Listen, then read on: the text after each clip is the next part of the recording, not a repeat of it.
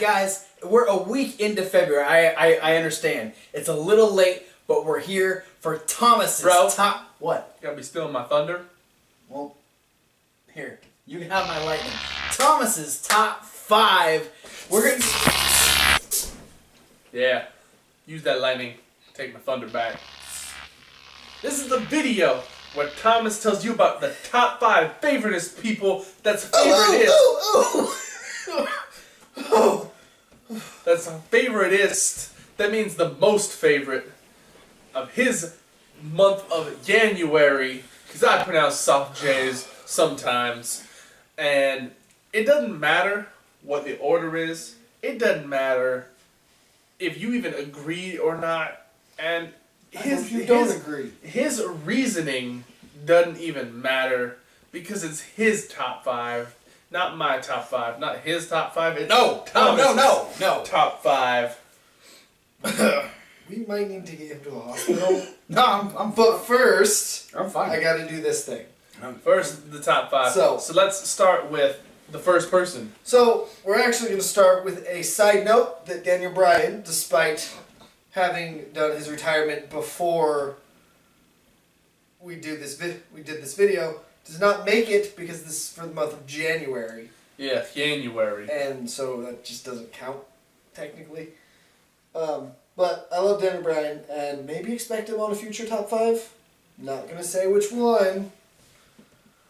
But next year's. Starting us off, we have Dean Ambrose. Dean Ambrose. Because Dean Ambrose is a guy who I like. Oh. That's it. Pretty much that's it. But also... Like both of those things are true. Yeah.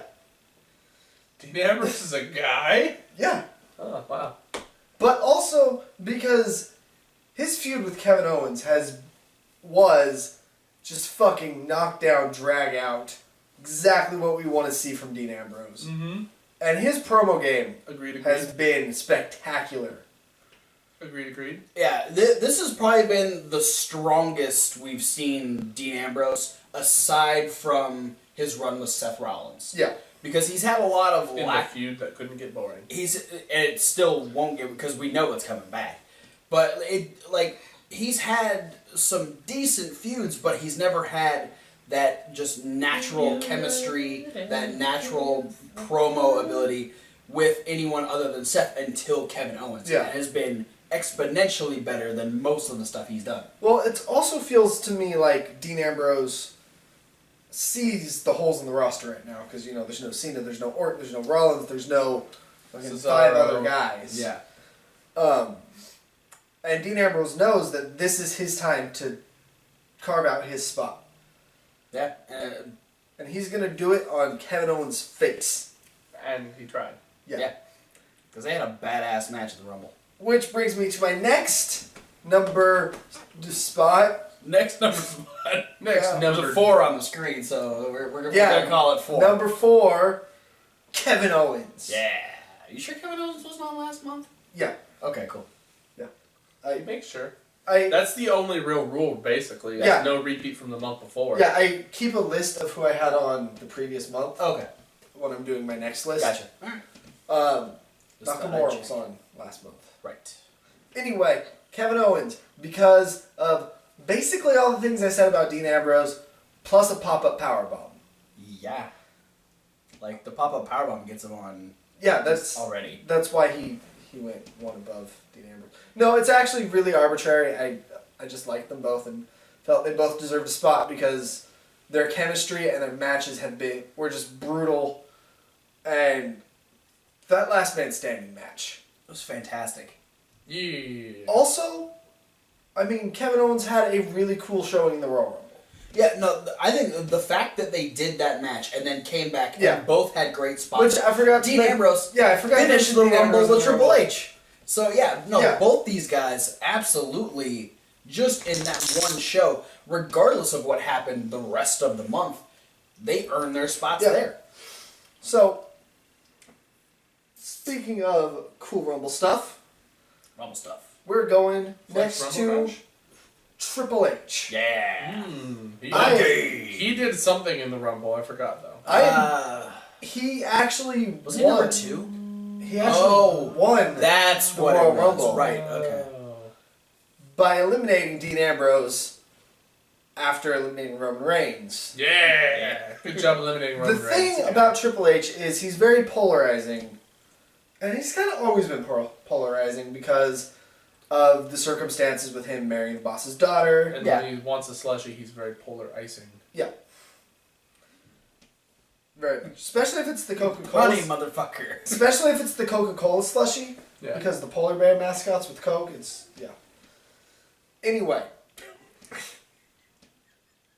It makes sense in my head, okay? Sure. I'm okay with it. Just keep going. But Triple H, you know, some fans really hate him because he married Stephanie. He didn't earn his title shots. He kept so many people down during the Reign of Terror. All this stuff. But, even if that's true, Triple H is still a fantastic wrestler. And he knows his way around promo. Yeah. I mean, I've been talking promos a lot. There's a theme here, I think. Promo. Promos don't matter. But no, so Triple H comes in, and the only thing wrong with the way Triple H came into the Royal Rumble is the way the announcers played it off. I didn't hear this when we watched it together live because we were talking, but the announcers played it off just like, oh, it's Triple H, the 14-time world champion, he's back. But they really should have played it off to draw that heel heat in like, Triple H, he's retired, he's the boss, what's he doing putting himself in the Royal Rumble? Yeah. Or the fact like, oh my God, it's Triple H. We haven't seen him since Roman Reigns kicked the shit out of him at TLC. But you know, really played it off like he wasn't supposed to be there. Yeah. To really illustrate what the Authority was doing. So that's the only thing that was wrong with that. But then, back to promos. The promo he gave on Raw. Yeah, the night after. Talking about how... Killed it. Yeah. This is an example of why I like Triple H so much. The capital killed. Talking about how people like Roman Reigns don't deserve the title, and no one deserves the title until he says it, because wrestling is his religion. Yeah. And I'm not going to go any further because I can't do the promo justice. No, because Vince McMahon is God. Yeah. Yeah. Which I thought Ric Flair was God. I'm still convinced God is the other half of the new Rockers. But Shawn Michaels. But JBL is a wrestling god. Hmm. Conspiracy. C-O-N-spiracy. Next up, I'm giving this one to maybe a surprising pick. Callisto. Who has just had a breakout month. Breakout year? We could say. Yeah. We could say a breakout year for Callisto. Because so far in the year, Yes. he has won the United States Championship twice. Yeah. Not many other people can say that. Yeah. I don't think anybody can say that. no one can say that they have won the United States title twice in 2016. Yeah. Nobody on the WWE Yeah. roster can say that they've won the same championship twice in 2016. Yeah. Suck on that, everyone else. But aside fuck from off every other person that exists. aside from that, Besides Callisto, Callisto. Whoa. Calm down. Callisto is a fantastic wrestler who WWE just kind of all it's waiting is WWE backing him. That's really all he's waiting for. Yeah, no, and like Callisto's always been a fantastic wrestler, and it was really that was one thing that we were, I think, all really worried about when Sin Cara got hurt. Like, is this going to hurt Callisto? Yeah. And Callisto didn't let it hurt him. He went out there and stole the show by himself, and you know now What really helped him, honestly, was Cena getting hurt. Yeah. Oh, that's true. Because it was Cena was supposed to be feuding with Del Rio for the United States Championship. Yeah. And when Cena got injured, somebody needed to take his place. So the most logical choice to replace the giant, buff, white dude who's the main event roster guy, but Callisto. Yeah. The tiny luchador. Yeah. I'm okay with it. So we got 4 down. Yep. 1 to go. Numero uno. Now, the Royal Rumble has been a big theme in this top 5. Yes. because the Royal Rumble's a big deal, and I usually take pay-per-views really largely into consideration. Oh, I know who this is. So, the moment of the Royal Rumble, It's and an the intense number moment, one on my top 5 goes to AJ Styles. Oh, I totally thought it was gonna be AJ Lee. Yeah, I Oh, was thinking it was going to be another completely unrelated AJ altogether. Seriously, I think after that build-up, it wasn't really much of a surprise who it was going to be. no. But one of the best wrestlers in the world, one of the best wrestlers to never step foot into WWE, is finally in WWE. Just for the fact that he was in the Royal Rumble and he lasted over half the match. Yeah. It was 28 minutes and some change. Yeah, the fact that he is so much potential. I am just so excited for AJ Styles right now.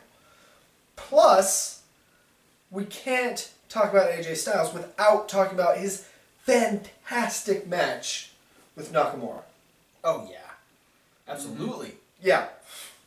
You know, I've finally come to terms with the fact that AJ, like, the first week I was like, okay, this is a cool dream, but when am I waking up?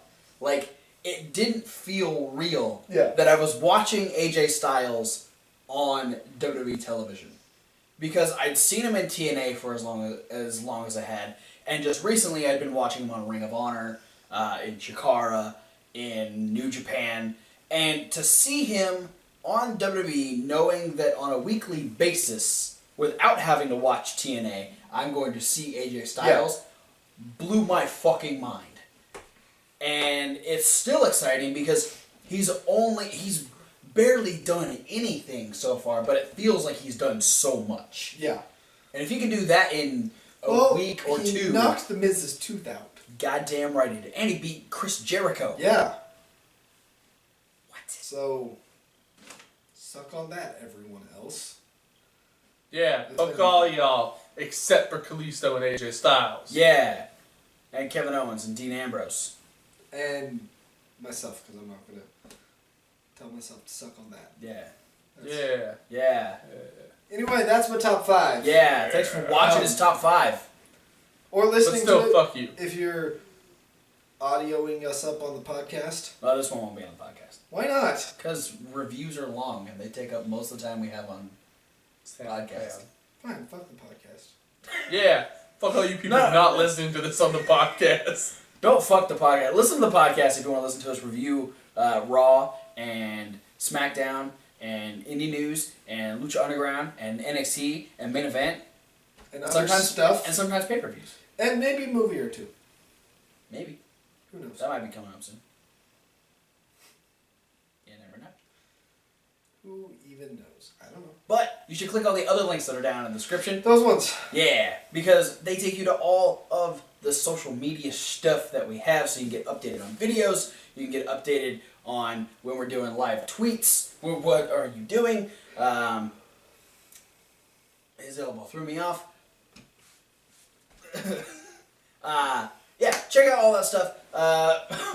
Follow us on Instagram for Monday through Friday weekly pictures. Man Crush Monday this week was Daniel Bryan, and there's many, many more, so check all that stuff out. You only mentioned Daniel Bryan. This is going so late in the week that... Well, I mean... Why don't you mention Tag Team Tuesday? Well, Kevin Hawk, who was Tag Team Tuesday? Good question.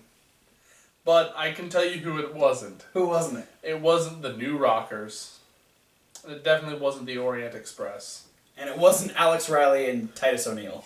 Hell no! Check out that playlist. There's other videos this week. Raw review talking about the unfortunate retirement of Daniel Bryan. We got SmackDown Rundown, which will be live results. We will be talking about it from the live experience. Midweek wrap-up with all of that midweek goodness and lots of results on this week's Indie News. Thanks for watching, and we'll see you at whatever video you decide to watch next. Hell yeah! Okay, let's rally.